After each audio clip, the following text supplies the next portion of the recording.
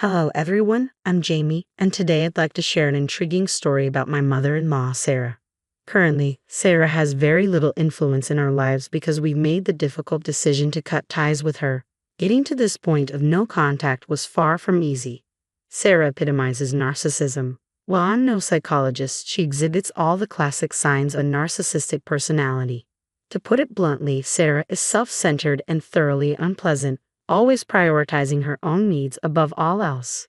In stark contrast, my husband Paul embodies everything she is not. I believe this difference largely stems from his upbringing, as he was primarily raised by his father after his parents' divorce when he was young.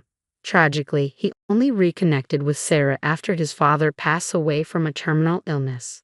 From the stories Paul has shared, it's clear that Sarah is excessively controlling and manipulative. He once confided in me, "Jamie, my mom demands so much from me. She feels entitled to everything I have and expects me to take care of her forever." He recounted how she used to take his entire paycheck when he started working during school. For years, Paul thought this level of control was normal, but I knew it wasn't healthy. "You were essentially enslaved," I told him. "You worked while she lounged around in her apartment. You need to make some serious financial changes." "I know," he replied, his frustration evident. "I've tried talking to her, but she always guilt trips me about abandoning her or leaving her to fend for herself. I even suggested she find a job, but she refuses to listen." Paul struggled with his student loans while financially supporting Sarah, who had stopped working when he was just 17. The same year he landed his first job. From that point on, he became the family's primary breadwinner, isolated from their extended family and completely under Sarah's strict control. He had no friends because she didn't allow it, and he could barely afford a phone. When Paul went to college, he was introduced to a whole new world, despite Sarah's attempts to keep him from attending. It was there, away from her overwhelming influence and among diverse people, that he finally recognized how abnormal his upbringing had been. 3 years into our relationship, I felt compelled to confront him about it. "Paul, your mother has been emotionally abusive towards you. She's manipulated you for years and squandered the inheritance your father left you. Why do you continue to support her?"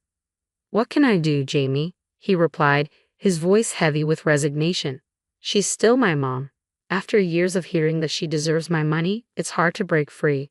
I can't cut her off entirely. She's the only family I have left apart from you."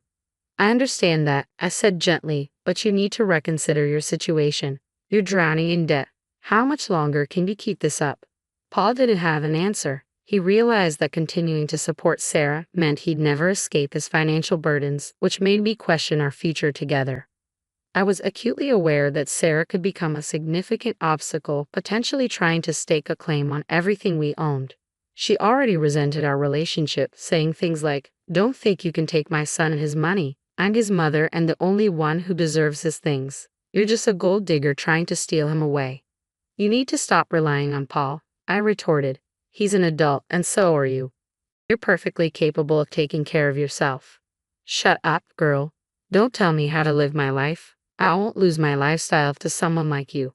Paul will always be under my control, and I'll make sure of it," she snapped back, her words piercing but failing to intimidate me.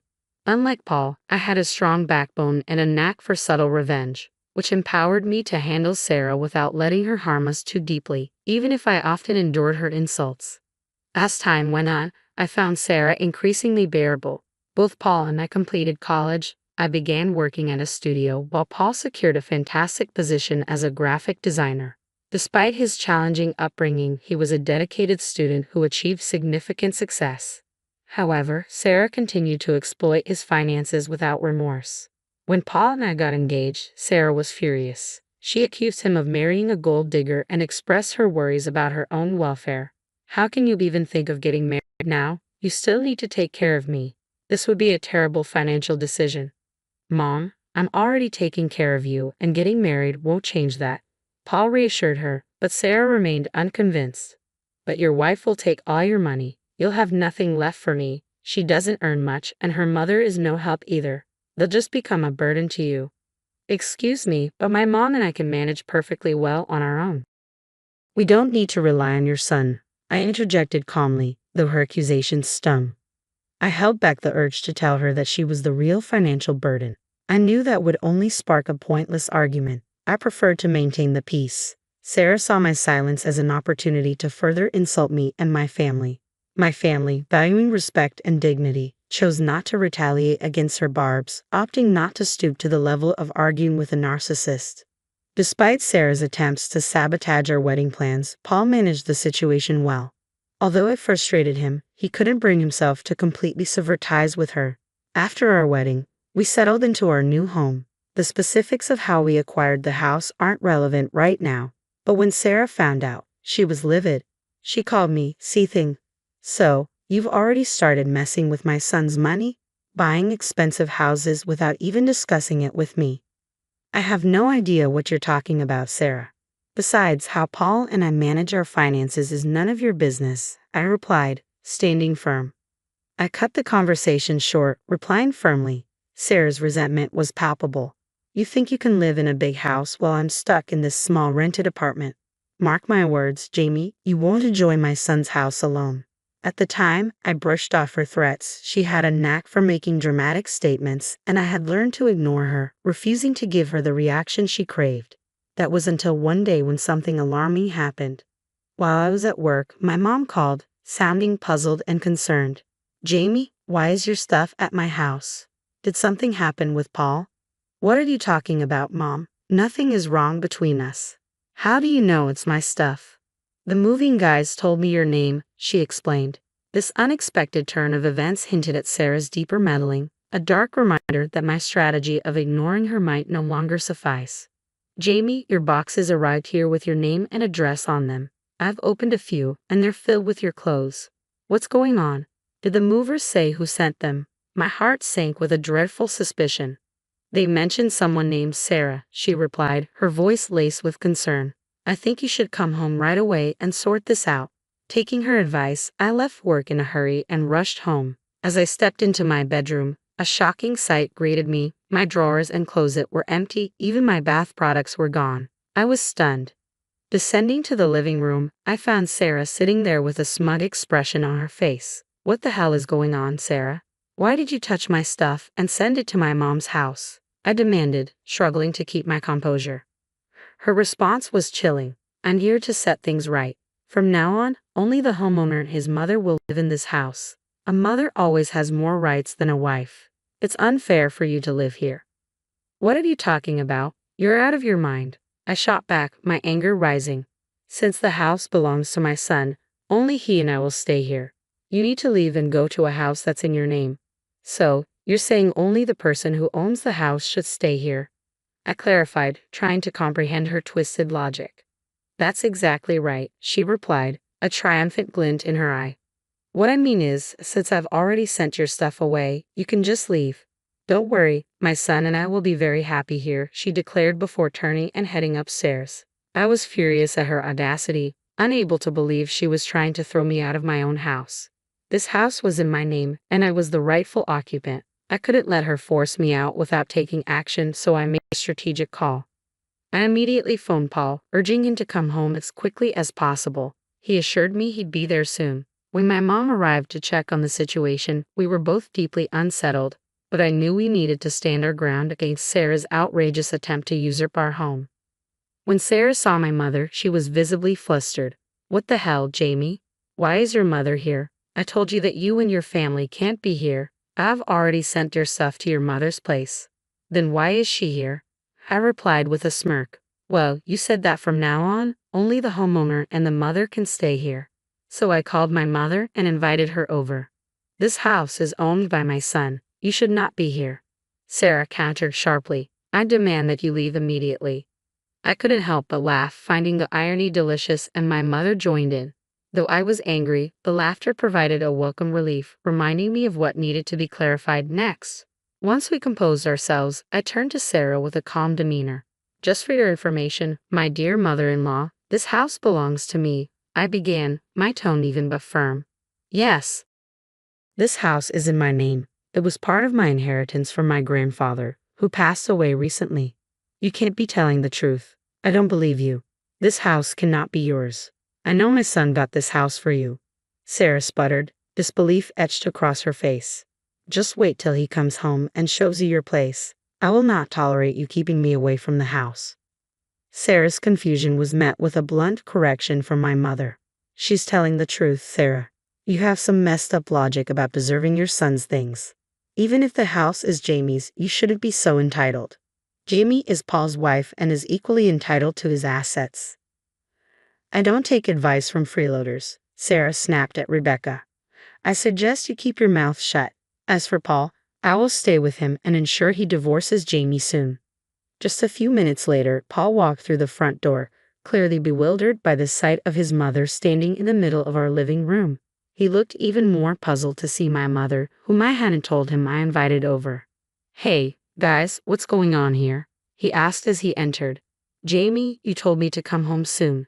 Has something happened?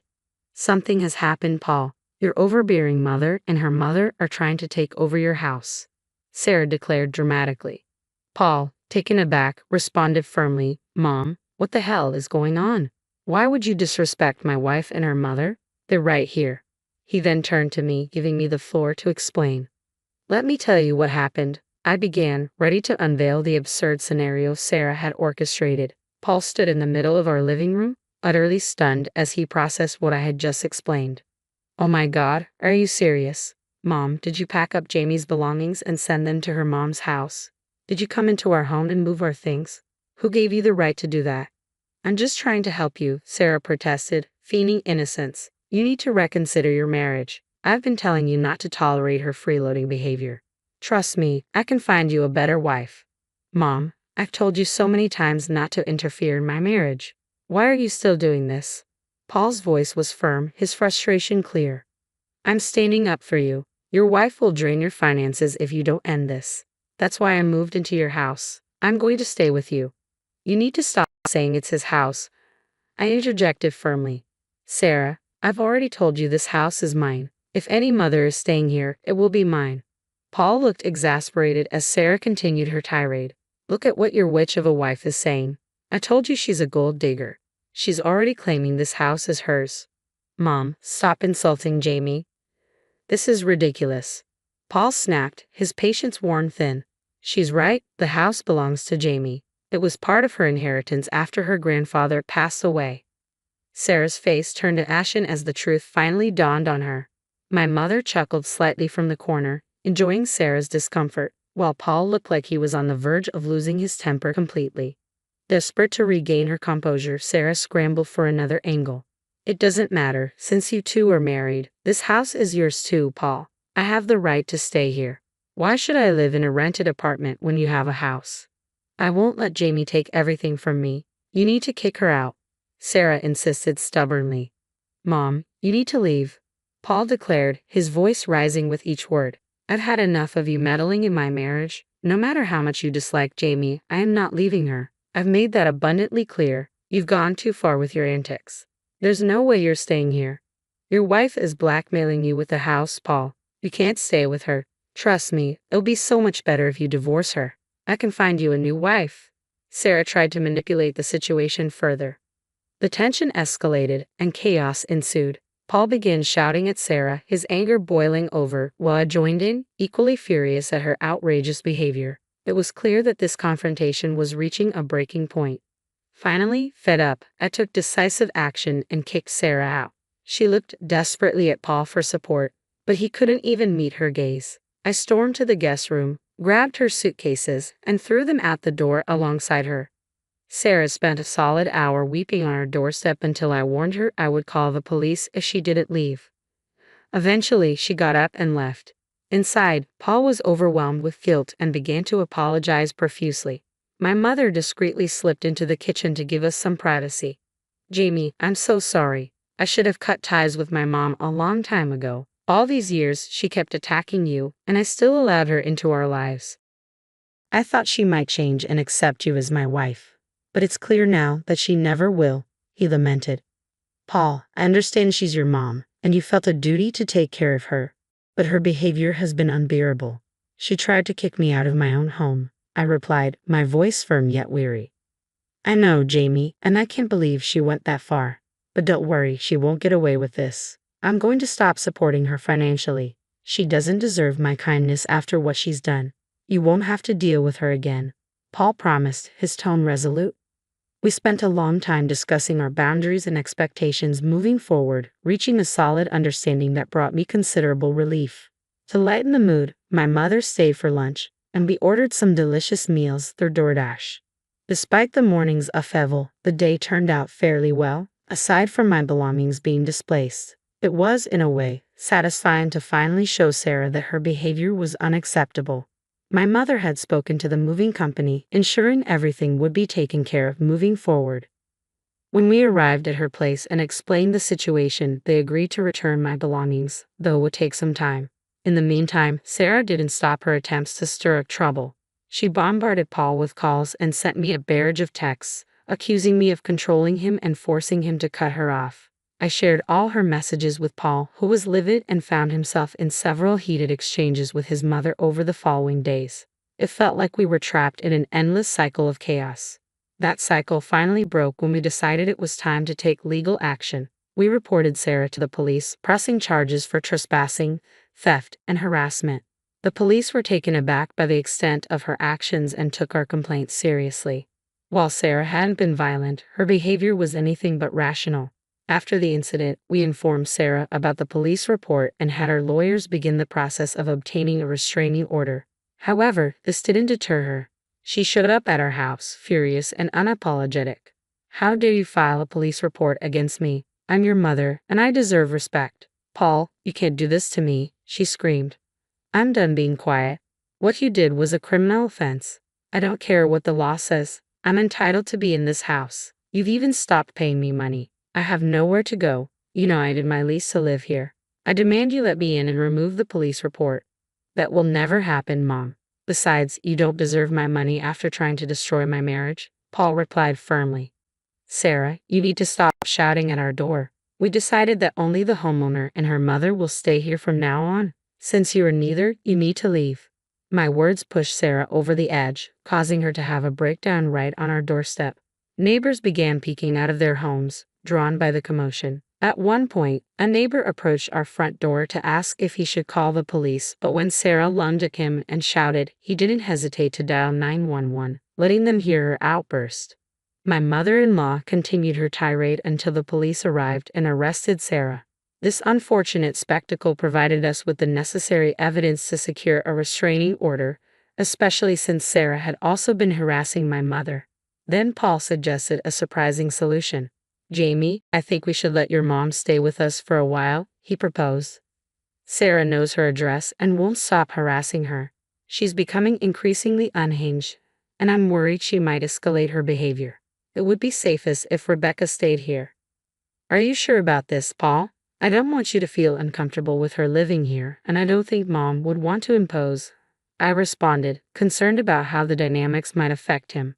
Paul assured me, "I feel bad for Rebecca, and it's the right thing to do. I don't mind at all. It's better for everyone's peace of mind if she stays with us for now." "I know Rebecca is a reasonable person, Jamie. I'd have no problem with her staying here. She's very respectful of our boundaries." That joke between us brought out a hearty laugh, lightening the mood despite the circumstances. I could see that Paul was still struggling with the fallout from his mother's actions, but he was earnestly trying to distance himself from her toxic influence. Cutting ties with a narcissistic parent is a complex and painful process, and we've been discussing therapy for Paul to help him navigate these emotional waters. He's open to the idea but needs some time to organize his thoughts. Understanding his mental state, I'm doing my best to support him. Meanwhile, cut off from directly contacting us, Sarah has been trying to appeal to my mom, Rebecca, to garner sympathy. She laments how unfairly she's been treated, claiming she has nowhere to go and is now living in her car. Over the years, Sarah has alienated so many people that no one is willing to take her in. Paul remains firm in his decision not to support her financially anymore, forcing Sarah to confront the reality of finding a job, an idea that terrifies her, especially with several police reports and an arrest on her record. We've reached a point where we are indifferent to her plight. I can candidly say that I am relieved to see Sarah facing the consequences of her actions.